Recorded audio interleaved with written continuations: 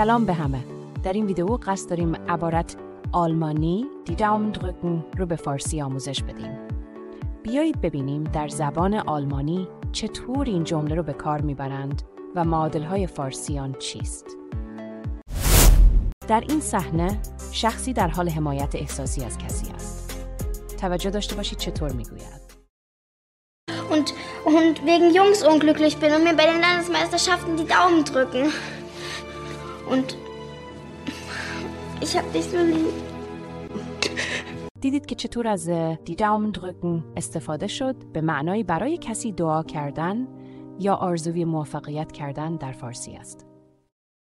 Landesmeisterschaften die Daumen drücken. در این قسمت شخصی به دیگری برای موفقیت در انتخابات آرزوی خوبی می کند. توجه کنید.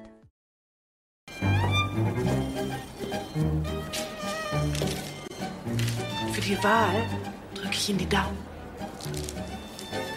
Ein Herr Mann. از عبارت die Daumen drücken برای نشان دادن حمایت و آرزوی موفقیت استفاده می شود. در فارسی می گوییم برات دعا می کنم.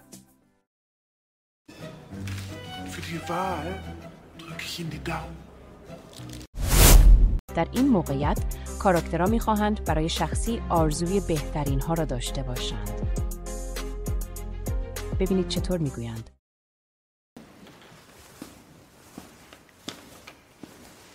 Jetzt müssen wir ihm ganz doll die Daumen drücken. باز هم شاهد استفاده از die Daumen drücken هستیم که به معنی امیدوارم که همه چیز خوب پیش برود در فارسی است. Jetzt müssen wir ihm ganz doll die Daumen drücken. اینجا می‌بینیم که کاراکترها برای ملاقات موفق با نفر سوم آرزوی خوب می‌کنند. Fotografen, der kennt sich aus, aber kann ich sonst was für Sie tun? Drücken Sie uns die Daumen, dass alles klappt.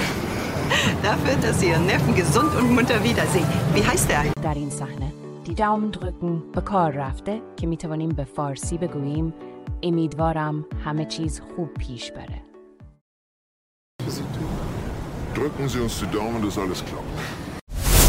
در این بخش شخصی آرزوی موفقیت برای دیگری در یک جلسه مهم را دارد. Termin bei seinem Banker bekommen. Oh, das ist ja wunderbar. Ich drücke Ihnen ganz doll die Daumen für Ihre Tochter. Pardon? Entschuldigung, Herr Hansen, der... شخص از عبارت die Daumen drücken استفاده می‌کند که به معنای برای تو آرزوی موفقیت دارم در فارسی است. Termin bei seinem Banker bekommen. Oh, das ist ja wunderbar. حالا که با چند کاربرد die Daumen drücken آشنا شدید، فکر می‌کنید در کدامیک از این موقعیت‌ها می‌توانید از این عبارت استفاده کنید. نظراتتان را به اشتراک بگذارید.